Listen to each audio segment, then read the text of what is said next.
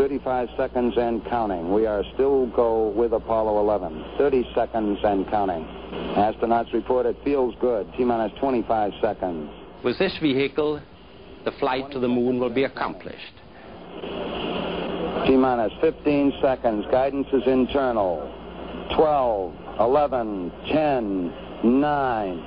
Ignition sequence start. 6.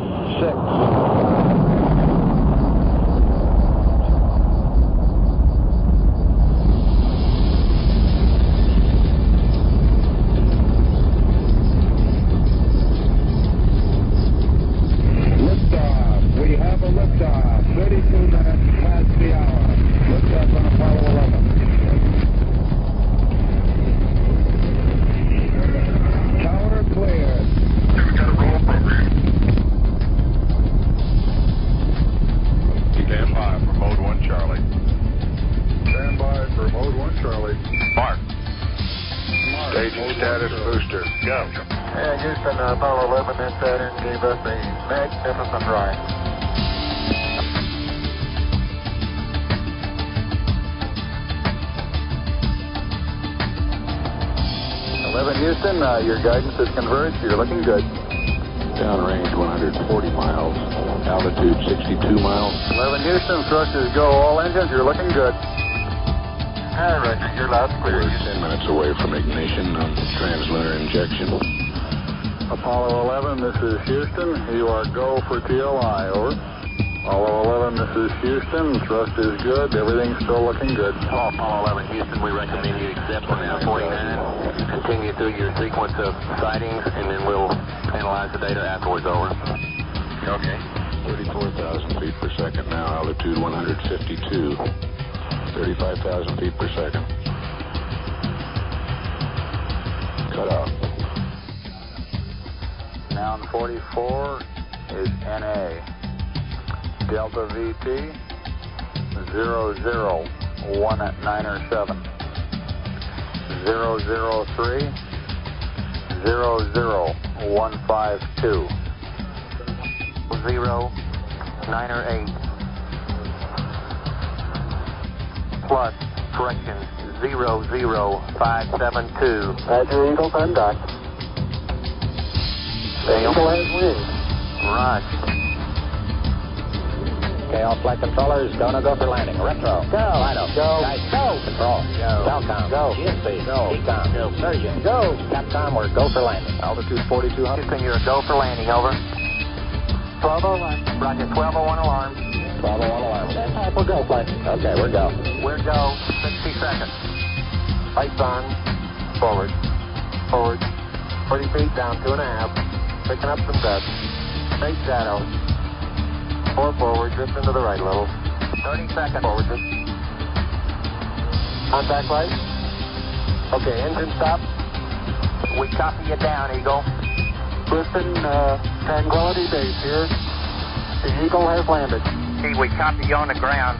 You got a bunch of guys about to turn blue. We're breathing again. Thanks a lot. Okay, Neil, we see you coming down the ladder now. And step off the limb now. That's one small step for man, one giant leap for mankind. That's one small step for man.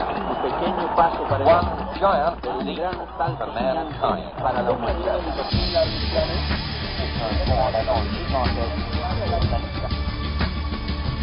Are you getting a TV picture now, Houston? Neil, yes, we are getting a TV picture.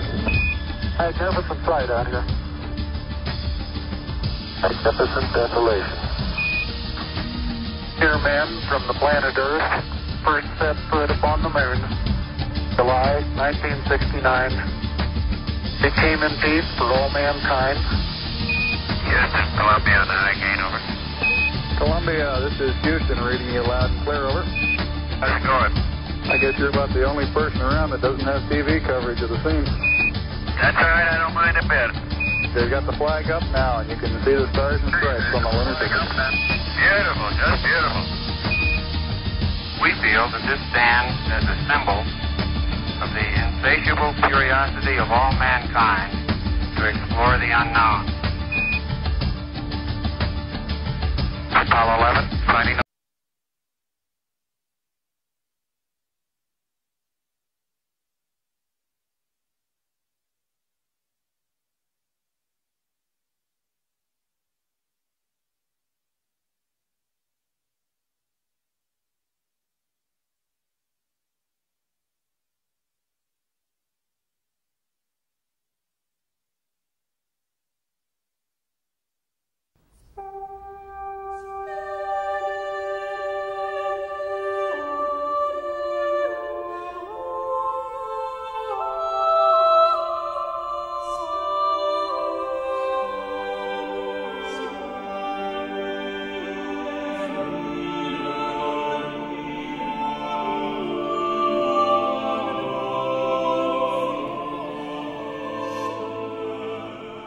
Since the beginning of recorded history, the human race has been at war. First with members of their own family, then their fellow countrymen, and finally nations at large. Yet perhaps the starting ground for all these conflicts lays somewhere deeper, within the very character of the human condition, in the dark, untouchable crevices of the human heart. It is said that the first iniquity of free will began even before the maiden pilgrimage from the embryo, preceding the very creation of the earth itself, in the forelife of souls in the heavenly realms. The dawn of warfare, some believe, was initiated by a fallen angel whose trespass against God was pride. In ancient Babylonia, in an age so long ago that the exact millennium remains in question, the Tower of Babel began construction. It was to be the single greatest achievement of the human race. A tower so tall that its summit would reach the heavens, and by it prove to the world that their race was superior. It would be God's irony that it would never be finished. Time passed, nations fell, a machine age emerged, and once again the ingenuity of the species which held dominion over all others unveiled what was at the time the most monumental accomplishment ever imagined, the largest machine yet constructed, an automation so mammoth and so revered even before its first demonstration that its only befitting name was Titanic. On April 10th, 1912, it set sail. It was boasted to be the ship that God himself could not sink. It would be God's irony that the very element that was meant to keep it afloat would cause it to sink. Water, frozen water, in the form of an iceberg. Not even one voyage did it complete. And then the next age embarked into the annals of human history, perhaps the last age, the space age. Competition for victor was unparalleled. Powerful nations spent billions in unabashed rivalry to outdo the other. The Soviet Union launched the first orbiting satellite, the first animal, the first man. They had logged 500% more hours in space than the United States. And in June of 1969, they launched an unmanned probe to the moon to retrieve the first soil sample from another world, just 1 month before Apollo 11. That's how close the race was. Had their unmanned probe not crash-landed into the lunar surface, the first moon rock brought back to Earth would have been by the Soviet Union. Richard Nixon, president at the time, had this to say about the latest work of the human hand. It is the greatest week since creation, the greatest event since the laying of the foundation of the seas, since the origin of the universe itself, since the design and formation of the delicate human eye through which all these things are perceived, was a flying machine with its 2 passengers landing on its closest celestial neighbor and returning from where it came. Perhaps again God's irony lies somewhere within this great boast of humankind. The building of the tallest tower for the sole purpose of standing out among the races was never finished. The machine that was so great that it was said to be untouchable by even God never completed its first voyage. And finally, the crowning achievement of humankind, the greatest boast of the species, the event in human history most associated with pride in our own accomplishments, landing on the moon. 20 years later, and years behind schedule, the same space program couldn't put into Earth orbit a telescope with a lens that focused. And yet 2 decades earlier, a mission 100 times more complicated worked on its first occasion. With close scrutiny of the motives of the zealous Nixon administration, a critical examination of the entirely government-controlled press coverage, and newly discovered footage of the crew of Apollo 11 staging part of their mission, we wish to detail what may come to be the greatest government conspiracy of all time. A funny thing happened on the way to the moon.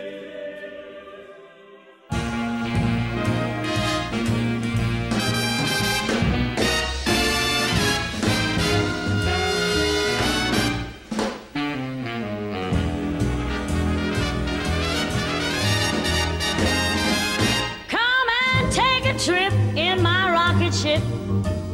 We'll have a lovely afternoon, kiss the world goodbye, and away we'll fly. Destination moon. We'll travel fast as a light till we're out of sight. The earth will be like a toy balloon. What a thrill you'll get riding on my jet. A destination moon. We'll go up, up, up, up. Straight to the moon we two. High in the starry blue. I'll be out of this world with you. So away we'll steal in my space mobile, a supersonic, a honeymoon. Leave your cares below, pull the switch, let's go. A destination moon.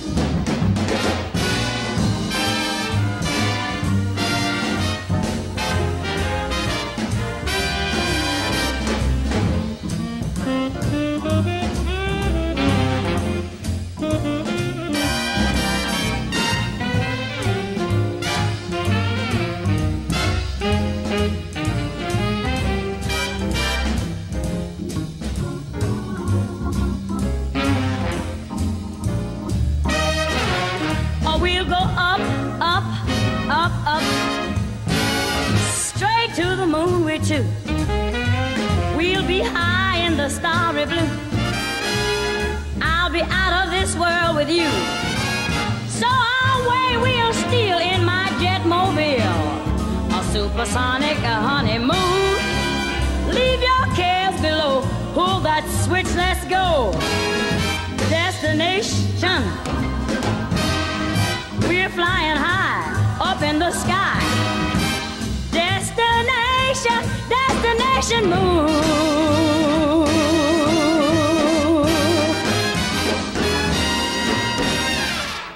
Dr. von Braun, how would you say we stand in relation to the Russians, and do you think we can ever catch up?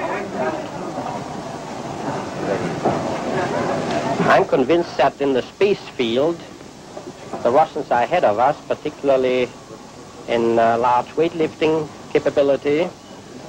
And that at the moment, the problem is not so much to catch up, but first build up the working speed that they have already demonstrated. After we are running as fast as they do, there's still a considerable gap to close, and only the future will tell whether we'll manage to close that gap. We cannot and will not ever get into this race as we should, so long as all of our objectives are short-term objectives. We've got to have no finite end to our objectives. The end of our objectives should be as far as we can see at any given time. But right now, we need a 10 to 12-year program that has as its ultimate goal the manned domination of space. And if we don't, we're going to be in trouble. I believe that this nation should commit itself to achieving the goal before this decade is out of landing a man on the moon and returning him safely to the earth. We must assure our preeminence in the peaceful exploration of outer space, focusing on an expedition to the moon in this decade. T-minus 60 seconds and counting. We passed T-minus 60. 55 seconds and counting. Neil Armstrong reported back when he received the good wishes. Thank you very much. We know it will be a good flight. Good luck and Godspeed. 40 seconds away from the Apollo 11 liftoff. All the second stage tanks now pressurized. 35 seconds and counting. We are still go with Apollo 11. 30 seconds and counting. Astronauts report it feels good. T-minus 25 seconds. 20 seconds and counting. T-minus 15 seconds. Guidance is internal. 12, 11, 10, 9. Ignition sequence start. 6.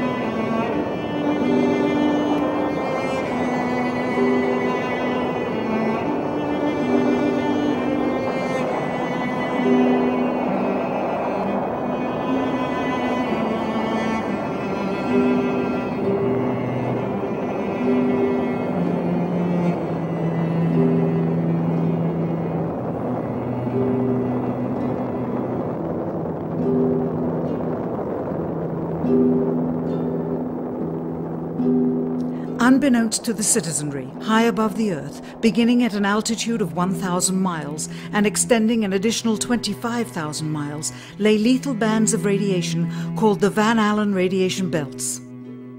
Every space mission in history with humans on board, from both the United States and Soviet Union, from the first in 1961 to the present, has been well below this deadly radiation field. Mercury, Gemini, Soyuz, Skylab, the Space Shuttle, all maintained altitudes well below 1,000 miles. All except Apollo. The more experienced Soviets spent 100 hours in space for every 20 hours of the US. In order to survive the hour-and-a-half journey through this radiation field necessary to reach the moon and return, solid lead shielding between the astronauts and the exposure outside would be required. The mammoth Saturn V rocket used by Apollo was already 35 stories tall and weighed as much as a battleship. To add additional tonnage in the form of a lead barrier completely surrounding the crew members would have made it impossible for the vehicle to get off the ground. That is why the Soviets, though more advanced, only sent an unmanned probe to the moon. The Apollo spacecraft's narrowest shielding was less than 1/8 of an inch of light aluminum. In 1998, the Space Shuttle flew to an altitude of 350 miles, one of its highest altitudes ever, hundreds of miles below the beginning of a field of radiation that was so severe that the astronauts inside of their shielded spacecraft and inside of their shielded spacesuits saw flashes of light with their eyes shut that they described as shooting stars, due to radiation penetrating first the shuttle's shielding, then their spacesuit shielding, then their skulls, and finally the retinas of their closed eyes. As a result, CNN issued the following report noting NASA's unpredicted surprise. The radiation belt surrounding Earth may be more dangerous for spacewalking astronauts than previously believed. Scientists say the phenomena known as the Van Allen belts can spawn killer electrons when the Earth's magnetic field changes. These electrons that are being studied could have an important effect, not only on satellites, which has happened in the past, but could also affect the astronauts by creating large doses of radiation that could influence their health.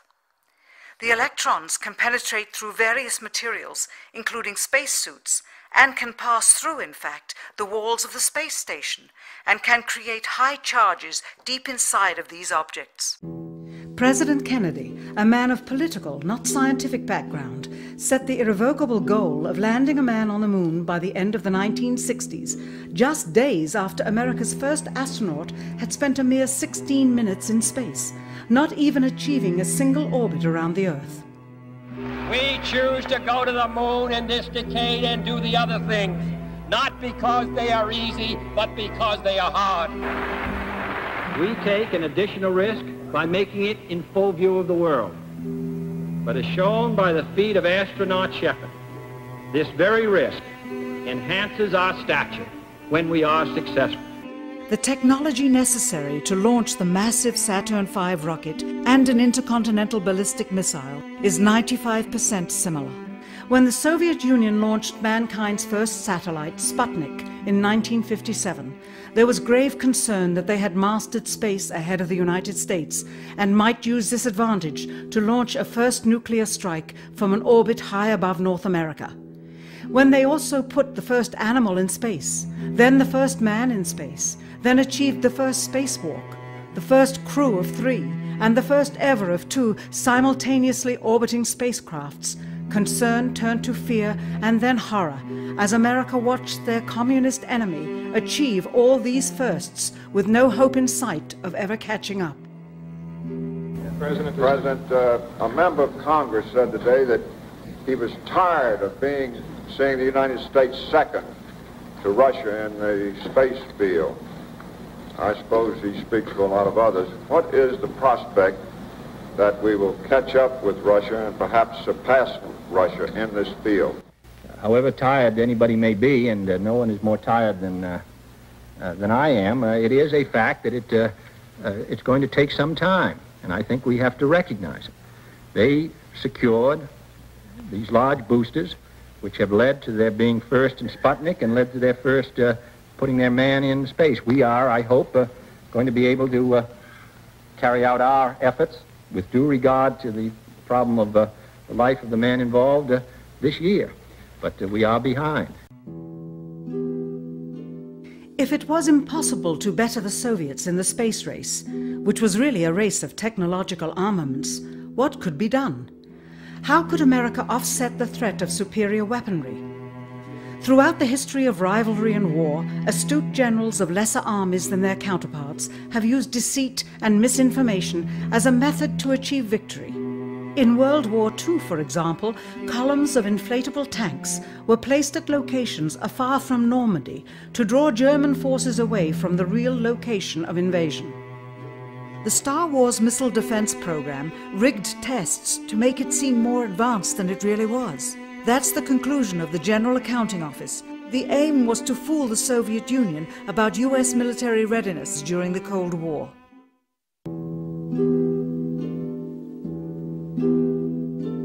Certainly, it was not possible to fool just the Soviets about US strategic capability in the 1960s, while somehow informing 200 million Americans of the truth secretly. In order for them to believe the United States had the capability to go to the moon, everyone would have to believe it. Furthermore, the pride of a nation was at stake, and the goal of a martyr, not to mention the growing unrest domestically of a government throwing tens of thousands of lives away in a foreign war riddled with contradiction and ambiguity. In addition, the Apollo program had already spent billions of dollars. If it failed to achieve its goal with such an investment, it would indeed be a large and bitter pill for the taxpayers to swallow. The cost of the program, whose sole goal was to be the first to plant a flag on the lifeless rock just outside the Earth, if adjusted for inflation to the 21st century, was $135 billion. With a profit margin of just 7%, this would be equal to over $9 billion profit going to the privileged contractors chosen by their friends at NASA. If the machinery was in fact only achieving Earth orbit, as other earlier missions had already done, then the completion and functionality of the other components would not have been as important, and even more profit would have been made. $135 billion could feed 2 million people for their entire lives. It could also buy 2 million two-bedroom houses. Yet how could such an undertaking be kept secret, and for such a long time? To the latter, one needs only to remember that an unsolved riddle 6 years older, the assassination of President Kennedy, still daunts the minds of the vast majority of Americans. As a parent of a conspiracy, as his assassin being assassinated himself, the truth of the matter has still escaped history. In keeping a secret of the magnitude of the Apollo missions being fraudulently created, one turns to the Manhattan Project for comparison. Surreptitiously building the first nuclear bomb during the early to mid-1940s involved 129,500 people over a 3-year period. Yet the secret did not get out. A quarter century later, the art and technology of espionage inevitably improved, narrowing dramatically the number of players in the know of a large clandestine operation. Just 1 year before the first mission to the moon, NASA launched the Tetra satellite, specifically designed to simulate flight data coming from the moon, so that the ground crews could rehearse the landing, much as the astronauts did in their own simulations. Had it not supposedly fallen back to Earth, all that would have been needed during the actual flight would be a repeat of one of these computer programs, with a few original variations, transmitted to the satellite for rebroadcast to Houston. Scores of computers and their deceived operators on the ground would then receive prearranged information, including the alleged location, altitude, and fuel consumption of the spacecraft, as if it were descending to the moon's surface. If the Soviets tried to find the actual location of an Apollo crew in the hundreds of thousands of miles surrounding the Earth and the moon, it would be tantamount to trying to find a rowboat in the Atlantic Ocean. The fact that the Apollo program was so departmentalized, with various construction and test sites around the country, meant that only a few people saw the whole picture. And for the first time ever, there was no independent press coverage of such an historical event. Whatever pictures and sound were distributed to the public were strictly controlled and previewed by the federal government. They were then disseminated unchecked until this hour. For who would realize that the unthinkable was not only possible, but absolutely true?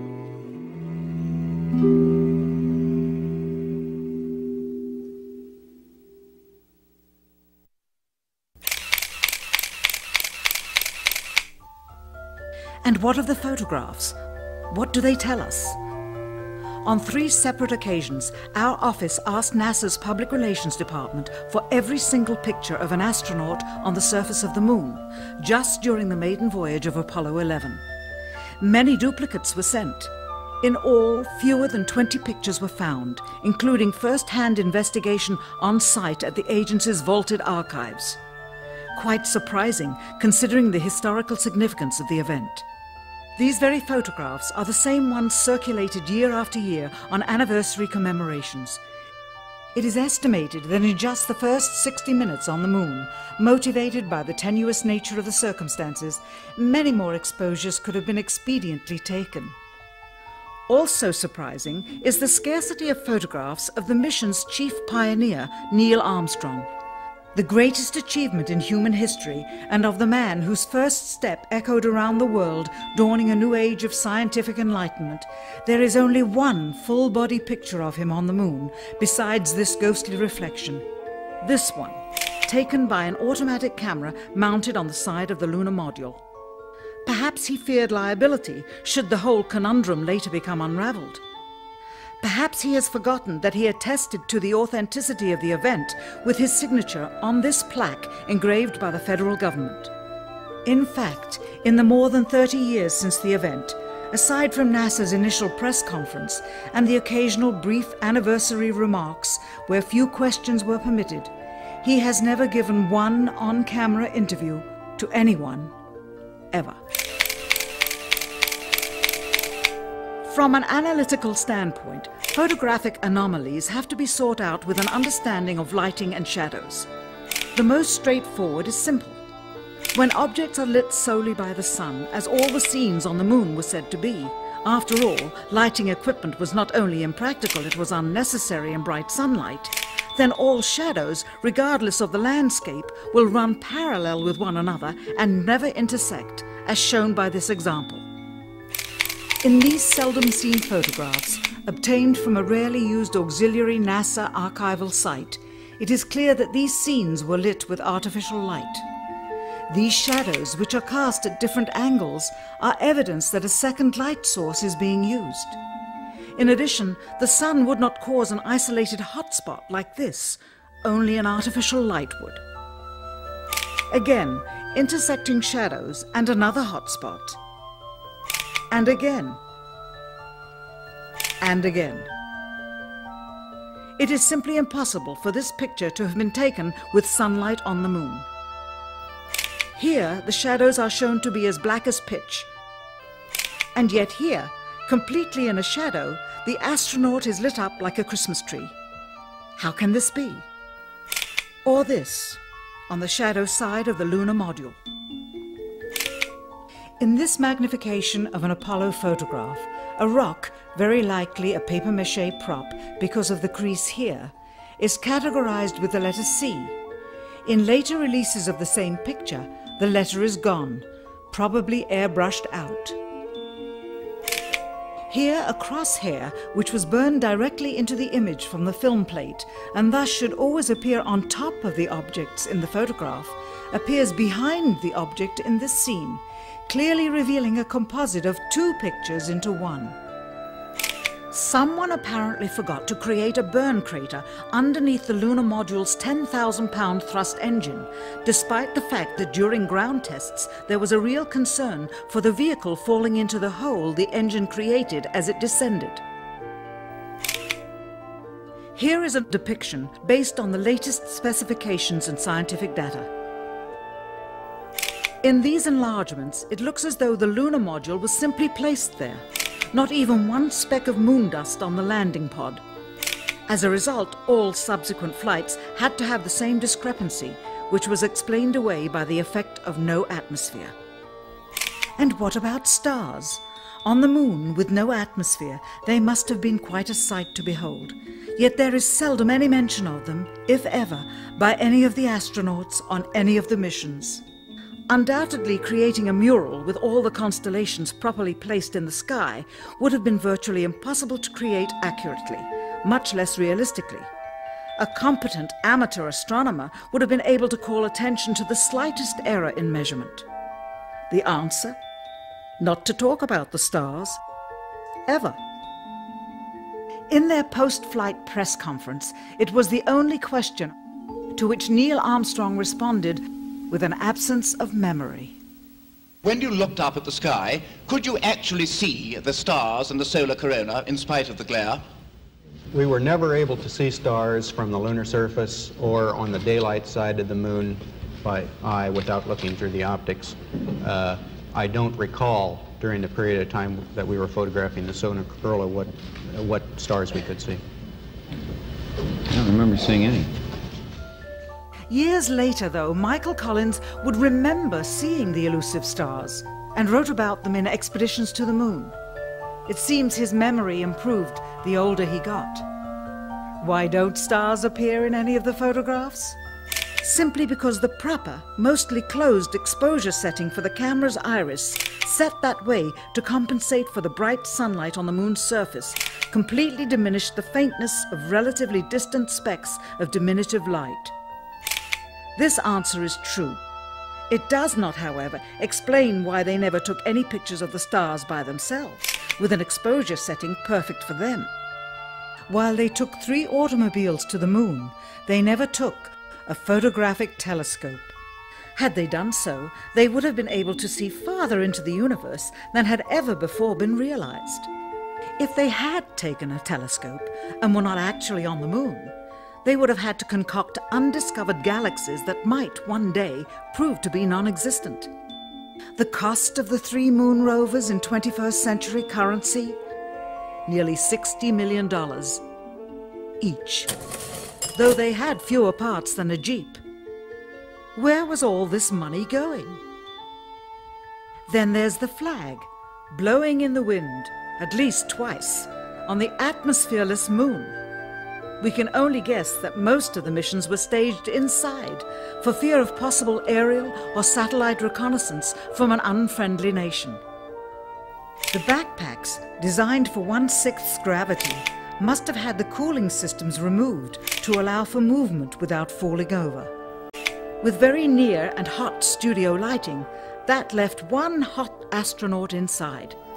Assuming that it was the astronauts inside after all, their faces were always covered. The necessary mammoth amounts of air conditioning were probably responsible for the air current. Here the editor cuts to a still shot of the flag, just as the effect becomes noticeable. Here it is unchecked. This rare clip, attained decades ago, was never re-released with the inevitable increase in experience and scrutiny. To demonstrate 1/6 gravity, a bouncy, floaty feel to the astronauts' movements would be similarly achieved with relative simplicity. Slow motion. You are viewing the scenes as they aired more than 30 years ago. Now let's look at them with the speed doubled. It becomes discernible that they are, in fact, in Earth's gravity, and are no more leaving the ground than they would on Earth. It is clear from these rarely seen colour television pictures that the crew of Apollo 11 brought a high-resolution colour video camera with them on their mission, yet the only pictures broadcast live from the moon's surface were these from a low-definition black and white camera. In fact, the networks complained because in addition to this, they were forced to shoot the images, second generation, off of a projection TV of the technology of 30 years ago, and were not even allowed to take a direct feed, which further degraded the quality and clarity of the images. Perhaps this was precisely what NASA and the federal government had in mind. After all, it was a first, regardless of where they were. Better to open up their debut mission with fuzzy pictures and numerous blackouts, rather than show too much revealing detail of a false scene that was yet unproven. And finally, the element that seals their fate. Of all the footage of Apollo 11 requested from NASA over a 5-year period, one gem was discovered just before the completion of this documentary. An old reel received by mistake. It contains the raw or unedited footage of the crew of Apollo 11, Michael Collins, Edwin Aldrin Jr. and Neil Armstrong, staging part of their mission for nearly an hour in living color, with exceptionally clear behind-the-scenes audio of conversations discussing the techniques used to achieve a disingenuous picture depicting the Earth at a distance, in order to falsely demonstrate their far journey from it and their ability to survive passing through the Van Allen radiation belts. It cannot be misconstrued that this staging was done for some other reason prior to the mission, for the reel itself is slated and dated July 18th, 19th and 20th, 1969, the very days of the mission when they were said to be approaching and achieving lunar orbit. Furthermore, it is apparent they are in genuine zero gravity aboard the actual spacecraft, necessary to convince the mass media of their authenticity, just not any further than Earth orbit, as you will see. In this never-before-seen or heard footage, not only is the radio conversation between the astronauts and Houston Control audible, there is a secondary, private conversation taking place between the crew and a third confidential party, prompting the astronauts with what to say, when to speak, and how to effectively manipulate the camera to achieve the desired misleading effect. NASA claims that the Houston transmissions were the only ones taking place with the astronauts. Listen now as Houston Control initiates a conversation with the crew, only to find them too preoccupied with the behind-the-scenes trickery to respond. Moments pass and the oversight is picked up on by the clandestine third party, who quickly prompts them with talk. Immediately, Neil Armstrong speaks. Hello, Apollo 11. Houston, Goldstone says that the TV looks great. Over.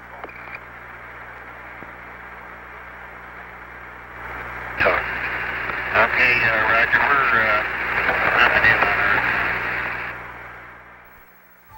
Again, the illusion they are attempting to create is the Earth at a distance to demonstrate their far journey from it and their ability to survive passing through the Van Allen radiation belts. Understand, too, that only about 20 seconds of this raw footage was ever broadcast to the public, and these conversations discussing their deception were believed to be private. Until now. Here they discuss that these television transmissions were in fact not broadcast live as everyone believed. They were first screened and edited for playback later. Roger, Neil, we just wanted a narrative such that we can, when we get to playback, we can sort of correlate what we're seeing. Thank you very much. Here they discuss the fact that they have turned out the lights and have blocked out sunlight from entering the spacecraft through the other windows, as to not cause any reflected light to fall onto the spacecraft's wall in the foreground. Okay, very good. Well, we shut out the sun coming in some of the other windows into the spacecraft, so it's looking through the number one window, and there isn't any reflected light. The reason this was done is so that the truth of the matter would not be revealed. It is this. Though the federal government would have you believe that this is a view of Earth from a distance out of the spacecraft's window as it nears the moon, it is not. What they have ingeniously done is placed the camera at the back of the spacecraft and centered the lens on a circular window in the foreground, outside of which it is completely filled with the Earth in low orbit. The circumference of the window then appears to be the diameter of the Earth at a distance, with the darkened walls of the spacecraft appearing to be the blackness of space around it. That is why they wanted the interior dark and blocked out the sun from entering through the other windows. Here you can see the extruded window, probably 2 inches thick at the bottom. This is because the Earth's shine is coming in at a downward angle. It also causes the Earth to appear to be an irregularly shaped circle, for you are seeing the outside of the window at the bottom and the inside of the window at the top, which together form 2 different sized halves of a circle. Subsequently, this take was never used. As they perfected the shot, a crescent-shaped piece of black material was inset slightly into the window to create the illusion of the Earth's terminator line dividing night and day. It is uncannily convincing. During this segment, intended to be edited and played back later for the worldwide television audience, dated July 18, 1969, Neil Armstrong condemns himself as he states that he is 130,000 miles out, or halfway to the moon, as the NASA flight log also states on this date, when he is in reality in low Earth orbit of a few hundred miles. Roger, Houston, Apollo 11. Calling in from about 130,000 miles out. Here, during another segment, also intended to air after review, Neil Armstrong falsely explains to the viewers how the shot is attained by putting the camera's lens to the window's glass, as it would have to be if they were the claimed distance away from the Earth. We only have one window that has a view of the Earth, and it's filled up with the TV camera. If the window was completely filled up with a TV camera, as he stated, then an astronaut's arm would not be able to get between the camera and the window, as it obviously does here in this outtake. South America becomes invisible just off beyond the terminator or inside the shadow. You can also notice how the astronaut operating the camera reacted to the mistake by attempting to pan away from it. Blue cast. See white bands of major cloud formations across the Earth. This is a segment that they believed wasn't even being recorded, much less suitable for broadcast, for the lens was being zoomed out and the scene was being changed to that of an interior of the astronauts at work, and apparently the stop button popped back up on the recorder without notice. Here is the diffused work light that they used to see camera controls, but not throw light onto the spacecraft's wall. Here they remove part of the crescent insert.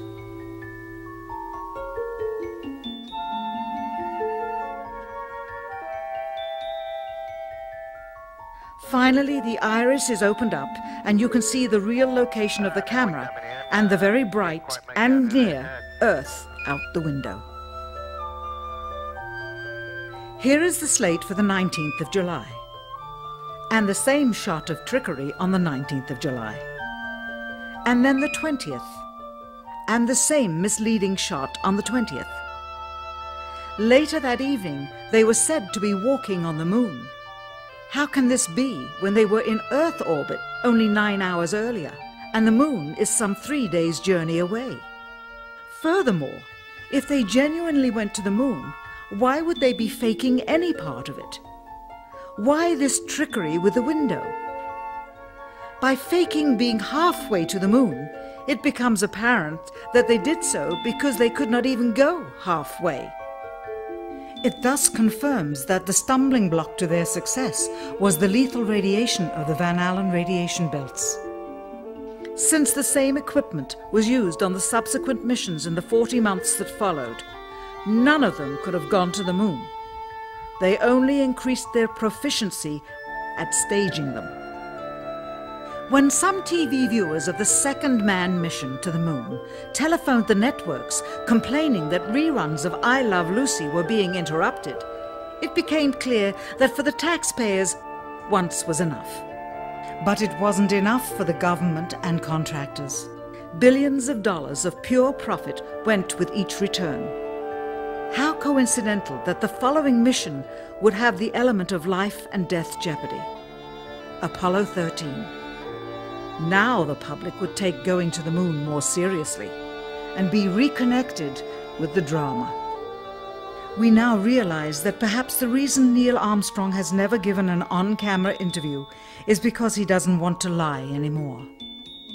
What threats may have been made upon such honorable men or their families to possess their reluctant cooperation and later ill feelings towards perpetuating this still darkened hour in American history. NASA's highest-ranking official, James Webb, resigned without explanation just days before the first Apollo mission. Why, when he was on the threshold of achieving the greatest accomplishment of his career? All 3 Apollo 11 astronauts also resigned shortly after their return. On the 25th anniversary of the event, in 1994, Neil Armstrong made a rare public appearance and held back tears as he spoke these brief cryptic remarks before the next generation of taxpayers as they toured the White House. Today we have with us a group of students among America's best. To you we say, we have only completed a beginning. We leave you much that is undone.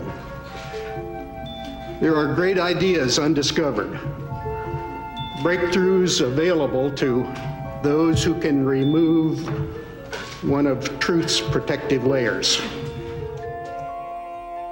He is that layer. Perhaps someday soon, with the uncovering of this footage and its meaning, the true patriots of America will rise up or come forward and free the citizens and themselves from the sin that so easily entangles and from a federal government that needs to have the gangrene cut off. Even if the government's destruction would come from the truth, then it is not worthy to stand, and its betterment would inevitably follow. All of us are mortal. All of us will die. Perhaps the seeking of a clear conscience before that hour will motivate the truth into the light. Perhaps as citizens we should offer amnesty for this and other crimes of history, for facts from those involved before the truth perishes with them. Why must we wait until the year 2017 to open the Kennedy assassination files? Perhaps they will not even be opened then, for the law that reluctantly stipulates their release says so with this clause, quote, with the exception of documents certified for continued postponement by the President. Whoever believes the citizens to be too immature for the truth are too immature for power. The truth will always set us free.